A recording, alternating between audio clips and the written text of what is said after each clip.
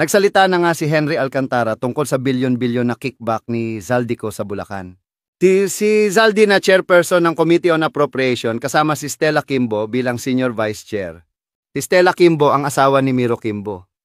Sabi ni Miro, sa BICAM galing ang insertions, paano yan parte pa rin ng BICAM na iyon si Stella? Si Stella Kimbo, na may 4 na proyekto sa kanyang distrito kasama ang mga kontrobersyal na contractors na sina Sara at Kerly Diskaya. Ang mga proyekto ni Stella at ng mga Diskaya may kabuuang halaga na 180 million. Iniimbestigahan ngayon ang mga Diskaya sa Senate Blue Ribbon kung saan nagtatrabaho si Rodolfo Kimbo bilang Director General. Si Rodolfo ang isa sa mga protektor nitong si Stella sa loob mismo ng Senado. Isa pa, kapatid ni Rodolfo Kimbo, si Miro Kimbo na asawa ni Stella Kimbo. Si Stella Kimbo na ipinatatawag ng ICI ukol sa investigasyon sa korupsyon. Si Stella Kimbo na gaya ng partner niyang si Zaldico ay nagtatago kasama ang kanyang mga luho na pinunduhan ng buwis ng bayan.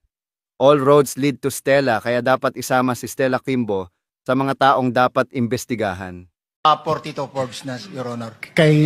Sa bahay mo ni Speaker? Yes, Your Honor. Ilang beses kayo nag-deliver doon? Misan lang? Ilan? Ako, during that time, 3 beses sa akin, pero based doon sa group chat namin is